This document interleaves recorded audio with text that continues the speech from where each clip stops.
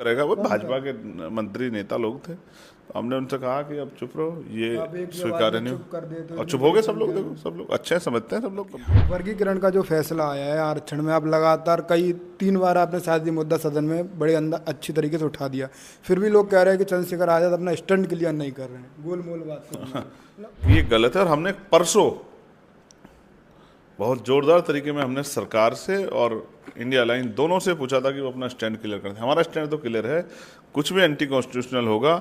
और जिस तरह से पावर हमारे लोग ही नहीं समझे, राज्य को पावर दे दी, राज्य में आपके विरोध की सरकार आ गई जैसे अभी है, तो आपको कुछ भी नहीं देगी। तो लेकिन अगर सरकार ये सोचे कि हम किसी वजह से आमने सामने आ जाएंगे तो हम पीछे झुक सकते हैं थोड़े से, लेकिन अपने भाइयों से झगड़ा नहीं कर सकते। तो सहयोगी ने किया है और इसको भी बिना जातिगत जनगणना के इसको भी लागू नहीं किया जा सकता। भीम आर्मी के संस्थापक आजाद समाज पार्टी के प्रमुख नगीना लोकसभा सुरक्षित से सांसद चंद्रशेखर आजाद जी मेरे साथ हैं। लगातार SC ST में जो वर्गीकरण का जो फैसला है उसका विरोध संसद में करते हुए दिखाई दे रहे हैं। किस तरीके से एक चंद्रशेखर आजाद पूरे तमाम SC ST के सांसदों पर भारी पड़ रहे हैं, वो कहीं ना कहीं दिख भी नहीं रहे हैं इस पूरे मुद्दे पर। चंद्रशेखर आजाद जी कहाँ से ये आप हिम्मत लेके आ पा रहे हैं? आप पूरे एक पार्टी के अकेले सांसद हैं, एक बड़ा मुद्दा है ये। देखो ऐसा है, सांसद तो मैं अब बनाऊं जी, लेकिन मैं बहुजन मूवमेंट को, हमारे परिवार में मेरे पिताजी प्राइमरी स्कूल में मास्टर थे, बामसेब के मेंबर थे, लंबे समय से चली आ रही है। तो हम दुश्मन के षड्यंत्र को, दुश्मन के एजेंडों को, दुश्मन के द्वारा कही गई बात और उसके पीछे की बात को अच्छी तरह समझते हैं। 15 साल से हमने सड़कों पे खाक छानी है, अब हम संसद में आ गए हैं। तो जो संसद के अंदर हो रहा है, जो न्यायपालिकाओं में हो रहा है, जो संसद के बाहर हो रहा है, सब चीज़ों पे हमारी निगाह है। तो हम भविष्य में जो खतरा आने वाला है समाज पे उससे अवगत है, और हमारा काम ये है एज ए नेतृत्व करता है, एज ए लीडर, कि हम समाज को उन खतरों से अवगत कराएं और समाज इस बात की जो महत्ता है, इस बात का जो ये जो जिस उद्देश्य से लाया गया उसको समझे। यही काम हमारा है। जिस दिन जनता तैयार होगी, समाज तैयार हो जाएगा, तो उस दिन जो है अपने आप अपनी लड़ाई को लड़ लेगा। तो समाज को तैयार करना, उनको विचार देना हमारी जिम्मेदारी है। आप हमेशा एग्रेसिव अंदाज में क्यों दिखाई देते हैं? ऐसी क्या वजह रही है? कभी आप तमाम सांसदों से कहते हैं चुप, महिला विरोधी नहीं बोलेंगे, ऐसा क्यों?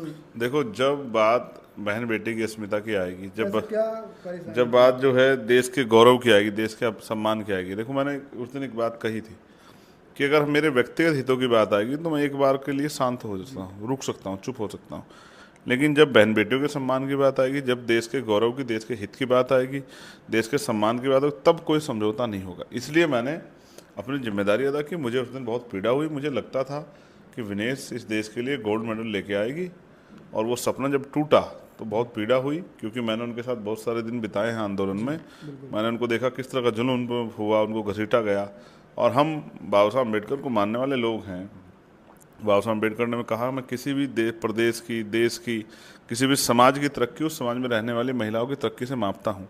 जब बहन बेटियों पर जुल्म होगा या उनके अधिकारों को छीना जाएगा तो हम लोग चुप क्यों रहे? ऐसे हम सड़क पे बोलते थे, ऐसे हमने पार्लियामेंट में अपनी आवाज़ उठाई। और अगर कोई इस इश्यू पे, क्योंकि ये देश का विषय था ना, ये राजनीति से ऊपर था मेरे लिए, ना पक्ष ना विपक्ष, तो इस विषय पर पूरी पार्लियामेंट को एकजुट होना चाहिए था। लेकिन फिर भी कोई इसका किसी कारण से डिस्टर्ब करेगा। वो भाजपा के मंत्री नेता लोग थे, तो हमने उनसे कहा कि अब चुप रहो, ये स्वीकार्य नहीं कर दे तो और चुप हो गए सब लोग। देखो सब लोग अच्छे समझते हैं, सब लोग गंभीरता, सब लोग चुप हो गए।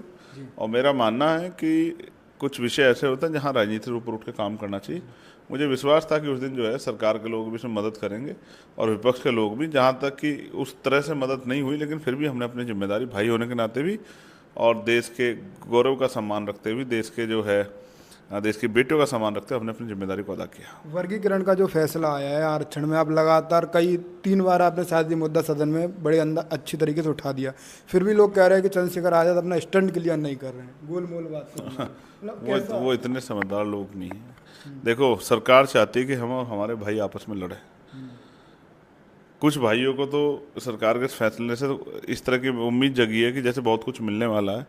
तो मैंने तो कहा कि अगर समाज को कुछ मिलना हो, हमारे परिवार को मिलना, उन भाइयों को जो SC ST में आते हैं, तो हम तो खुले दिल से कह रहे हैं कि 2-4% नहीं, 10% उनको दीजिए।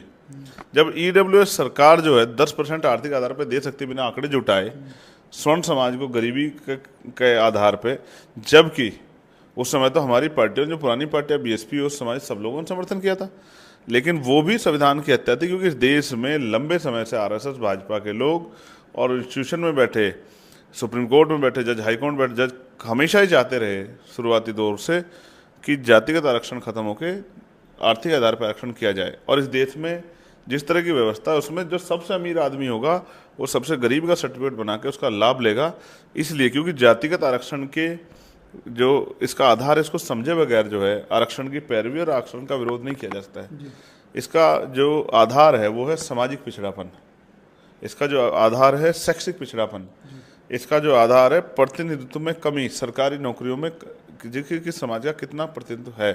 तो आप महसूस करो, सरकार हमेशा से चाहती है कि आर्थिक आधार पर आरक्षण हो जाए, तो हम इस बात को समझते हैं, इसलिए हमने अपने भाइयों को समझाया कि भाई महसूस करके देखो सरकार की नीयत क्या है, सरकार का एजेंडा क्या है, क्या सरकार आपको देना चाहती है। अगर देना चाहती है तो 10% जैसे ईडब्ल्यूएस को दिया उन्होंने बिना संख्या, तो आपको भी दे दे, और मोस्ट बैकवर्ड के लोगों को भी, तो जिनको नहीं मिला उनको दे। हम तो चाहते हैं, लेकिन जो 15% शेड्यूल कास्ट के लोग दिया, अभी मेरे पास आंकड़े हैं, वही 6% पूरा नहीं हुआ अब तक, वो भी 6% नीचे रहा। अभी उसमें ही 9% हमेशा कभी भरा ही नहीं, किसी भी डिपार्टमेंट ने भरा। क्लास 1 से लेकर क्लास 4 तक कभी भरा ही नहीं सरकार के लोगों ने, कभी सुप्रीम कोर्ट ने संज्ञान नहीं लिया। आइए आप IIM का हाल देख लो, टॉप यूनिवर्सिटियों का, आप जो है IIT का हाल देख लो, टॉप कॉलेजेस का आप देखो, तमाम जगह पे कहाँ जो है schedule caste, schedule tribe, backward के लोगों को रिप्रेजेंटेशन मिला है। आप जो है क्लास 1 का रिप्रेजेंटेशन देख लो, और क्लास 4 का ही देख लो, सफाई कर्मचारी का। सारी नौकरियां ठेकेदारी पे है, आउटसोर्सिंग पे है, संविदा पे है, कहाँ है पक्की नौकरियां। तो हमारे साथियों को एहसास नहीं था, हमने अपनी बात रखी कि ये गलत है, और हमने परसों बहुत जोरदार तरीके में हमने सरकार से और इंडिया लाइन दोनों से पूछा था कि वो अपना स्टैंड क्लियर करते हैं। हमारा स्टैंड तो क्लियर है, कुछ भी एंटी कॉन्स्टिट्यूशनल होगा। और जिस तरह से पावर हमारे लोग ही नहीं समझे, राज्य को पावर दे दी, राज्य में आपके विरोध की सरकार आ गई जैसे अभी है, तो आपको कुछ भी नहीं देगी। तो राज्य को पावर दे नहीं जाती, आर्टिकल 341 में किसी कोई अधिकार ही नहीं है कि राज्य को ये पावर दे दी जाए। कौन सी कास्ट किस कहाँ रहेगी इसका फैसला पार्लियामेंट को, मैं तो कहता हूँ पार्लियामेंट को हम पूरा छूट देते हैं कि वाजपेयी की सरकार है जिन्होंने फैसले पैरवी किए, वो लोग पार्लियामेंट में कानून ला के दे, आरक्षण की सीमा बढ़ा दें, 100% आरक्षण कर दें, 85% आरक्षण कर दें, और शेड्यूल कास्ट के उन जातियों को जिनको नहीं मिला 10% आरक्षण दे, 15% से अतिरिक्त। हम तो चाहते हैं, हम कब ना कर रहे हैं, हमने तो 1.5 साल पहले बात कही थी।